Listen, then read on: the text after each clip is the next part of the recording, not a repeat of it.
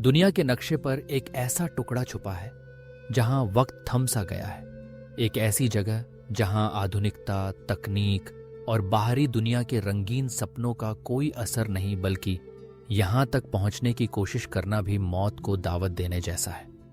इस रहस्यमयी द्वीप का नाम है नॉर्थ सेंटिनल आइलैंड, एक टापू जो भारत के अंडमान निकोबार द्वीप समूह का हिस्सा है।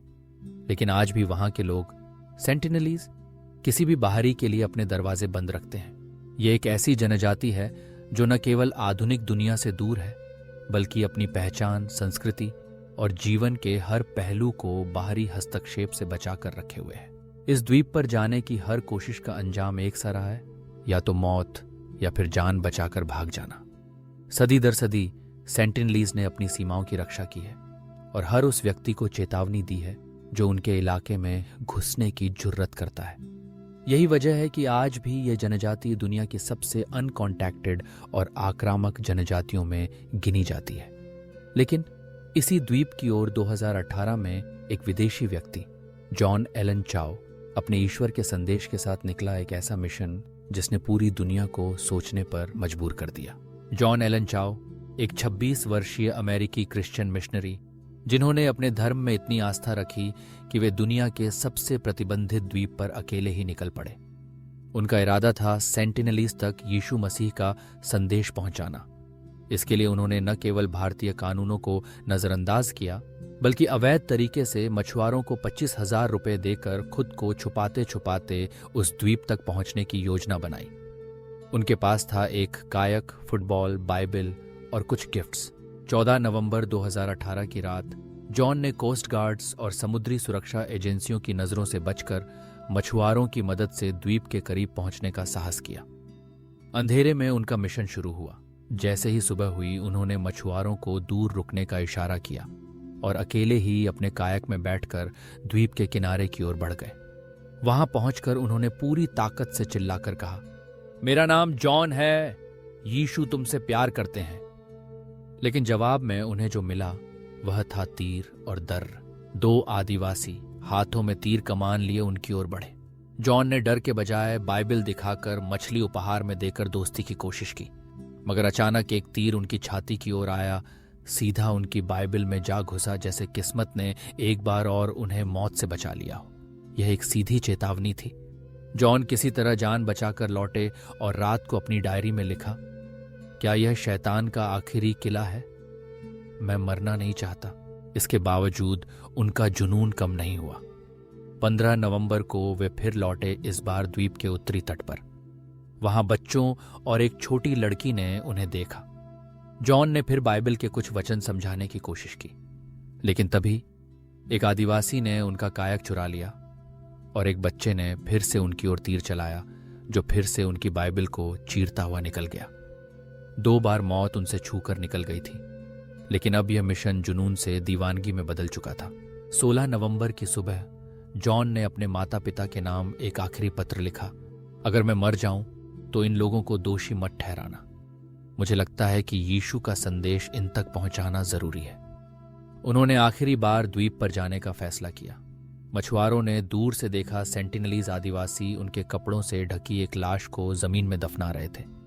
जॉन एलन चाओ अब इस दुनिया में नहीं रहे। उनका सफर, उनकी आस्था और उनका जुनून यहीं थम गया।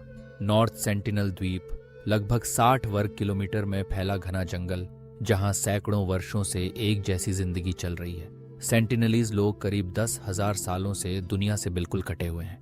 उन्होंने न तो खेती सीखी, न ही कपड़े पहनना और न ही बाहरी दुनिया से कोई तकनीक अपनाई। वे आज भी शिकार, मछली पकड़ना और जंगली भोजन पर ही निर्भर हैं। ये दुनिया की आखिरी स्टोन एज जनजाति है जो प्रकृति के साथ तालमेल में बिना किसी बाहरी दबाव के अपनी मर्जी से जी रही है। लेकिन सेंटिनलीज की यह आक्रामकता सिर्फ बाहरी लोगों के प्रति डर या नफरत नहीं, बल्कि उनके दर्दनाक इतिहास का नतीजा है। 1880 में ब्रिटिश अफसर पोर्टमैन ने कुछ बच्चों और एक दंपत्ति को उठा लिया था। कुछ ही दिनों में वह दंपत्ति विदेशी बीमारियों की वजह से चल बसे। माना जाता है कि उनके साथ लाए गए वायरसों ने और भी कई लोगों की जान ले ली। तब से सेंटिनलीज किसी भी बाहरी को देखते ही हमला कर देते हैं। उनका रिएक्शन सिर्फ हिंसा ही है। क्योंकि उनके लिए बाहरी लोग बीमारियां, मौत और खतरे का पर्याय हैं। फिर भी इतिहास में एक बार एक अलग नज़ारा भी देखने को मिला।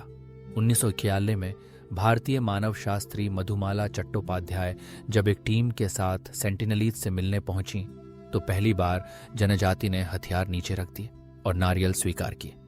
क्या यह बदलाव इसलिए था क्योंकि एक महिला उनसे मिलने पहुंची थी, या यह सिर्फ एक पल के लिए आया विश्वास था? कुछ ही महीनों बाद जनजाति फिर से आक्रामक हो गई। ये बताता है उनके लिए ट्रस्ट सिर्फ एक सेकंड का इमोशन है, कोई स्थायी भावना नहीं। अब सवाल उठता है, क्या हमें इन लोगों से संपर्क करना चाहिए? क्या उन्हें विकास की मुख्य धारा में लाना चाहिए, या उनकी दुनिया को उनके हाल पर छोड़ देना चाहिए? अतीत में जारवा जनजाति के साथ जबरन संपर्क किया गया तो नतीजा था मोटापा, नशे की लत, पहचान की समस्या और उनकी संस्कृति का पतन। सेंटिनलीज के साथ संपर्क करना उनके लिए विनाशकारी भी हो सकता है। बाहरी बीमारियां जिनसे उनका कोई इम्यून सिस्टम नहीं है, उनके पूरे समुदाय को खत्म कर सकती हैं। जॉन चाओ की कहानी हमें एक बड़ा सवाल पूछने पर मजबूर करती है। क्या किसी और की जिंदगी में बिना बुलाए दखल देना सही है? क्या हमारा धर्म विकास इतनी जरूरी है कि हम किसी की पूरी सभ्यता के अस्तित्व को खतरे में डाल दें, जबकि वे लोग खुश हैं, संतुष्ट हैं और प्रकृति के साथ पूरी तरह सामंजस्य में हैं? क्या हमारा कर्तव्य नहीं कि हम उनकी दुनिया को आधुनिक समाज की बुराइयों और बीमारियों से बचाकर रखें? सोचिए, जहां हम आधुनिकता, टेक्नोलॉजी और सुविधाओं को तरजीह देते हैं, वहीं सेंटिनलीज लोग बिना किसी लालच के प्रकृति के साथ हजारों साल पुरानी जीवन पद्धति में खुश हैं। उनके लिए जंगल ही स्कूल है, नदी ही बाजार है, पेड़ पौधे ही दवाखाना है। वे न तो हमारे धर्म प्रचार की जरूरत महसूस करते हैं, न ही हमारी तकनीक या विकास की। वे अपनी मर्जी से अपने नियमों के साथ जिंदगी जीना पसंद करते हैं। शायद यही असली आजादी है, बिना किसी बाहरी दबाव के अपने तरीके से जीना। कभी कभी बाहरी दुनिया की मदद असल में मदद नहीं बल्कि तबाही बन जाती है। हमने कई बार देखा है, चाहे वे अमेरिका के नेटिव ट्राइब्स हों या ऑस्ट्रेलिया के एबोरिजिनल्स या फिर अफ्रीका की पुरानी जनजातियां, जहां जहां बाहरी सभ्यता पहुंची वहां वहां बीमारियां, लत और संस्कृति का पतन देखने को मिला। सेंटिनलीज को बचाने का सबसे बड़ा तरीका है उनकी निजता की रक्षा करना, उन्हें उनके हाल पर छोड़ना। फिर भी मानव स्वभाव जिज्ञासु है। वैज्ञानिक, मानव शास्त्री और धर्म प्रचारक बार बार सवाल उठाते हैं, क्या हमें इस रहस्य को पूरी तरह अनदेखा कर देना चाहिए? क्या हमें नहीं जानना चाहिए कि हजारों सालों से कटे हुए लोग कैसे जीते हैं? लेकिन हर सवाल का जवाब जरूरी नहीं कि हमें खतरे में डालकर ही मिले। कभी कभी सबसे बड़ा ज्ञान यही होता है कि कब रुक जाना चाहिए। जॉन चाओ की कहानी में हमें जुनून, आस्था, साहस और शायद अंधविश्वास व पागलपन सब कुछ देखने को मिलता है। उन्होंने अपनी जिंदगी एक ऐसे मिशन पर दांव पर लगा दी जो न तो सेंटिनलीज की जरूरत था, न ही उनकी मर्जी। क्या यह बलिदान था, या एक खतरनाक जुनून, या फिर किसी और की दुनिया में दखल देने का अंधा विश्वास? यह सवाल सिर्फ जॉन के लिए नहीं बल्कि हर उस इंसान के लिए है जो दूसरों की दुनिया में बिना बुलाए घुसने की कोशिश करता है। आखिरकार सेंटिनलीज की सुरक्षा, उनका अस्तित्व और उनकी संस्कृति की रक्षा करना हमारी जिम्मेदारी है। हमें समझना होगा कि हर सभ्यता को अपनी शर्तों पर जीने का हक है, चाहे वह कितनी भी अलग क्यों ना हो। हमें उनकी सीमाओं का सम्मान करना चाहिए और उनके जीवन में अनावश्यक हस्तक्षेप से बचना चाहिए, क्योंकि कभी कभी सबसे बड़ी इंसानियत यही है किसी और की आजादी की रक्षा करना। अब सवाल आपके सामने है, अब आप जॉन के मिशन को क्या नाम देंगे? क्या यह अंधविश्वास था, बलिदान था, या सिर्फ एक पागलपन? क्या बाहरी दुनिया का ज्ञान इतनी बड़ी दौलत है कि उसकी कीमत किसी की पूरी सभ्यता की तबाही हो? या फिर असली ज्ञान यह है कि कब रुकना है, कब सीमाओं का सम्मान करना है और कब किसी की संस्कृति को उसके हाल पर छोड़ देना चाहिए? सोचिए, अगर सेंटिनलीज खुश हैं, संतुष्ट हैं और अपनी प्रकृति के साथ जी रहे हैं, तो क्या हमें उनका चैन छीनने का कोई हक है? क्या विकास का मतलब सबको एक जैसे बनाना है, या फिर विविधता और आजादी ही असली मानवता है? अपने विचार हमें कमेंट में जरूर बताएं। क्या आपको लगता है कि जॉन चाओ का मिशन सही था? क्या आपको लगता है कि सेंटिनलीज को बाहरी दुनिया से जोड़ना चाहिए या उन्हें उनके हाल पर छोड़ देना चाहिए? क्या हमें उनकी सुरक्षा के लिए उनके द्वीप को हमेशा के लिए प्रतिबंधित रखना चाहिए? अगर अब आपको ऐसी सच्ची और सोचने पर मजबूर करने वाली कहानियां पसंद आती हैं, तो हमारे चैनल केस स्टडीज को सब्सक्राइब जरूर करें। जुड़े रहिए, क्योंकि यहाँ हर कहानी में छुपा है एक नया सवाल और शायद एक नया जवाब भी।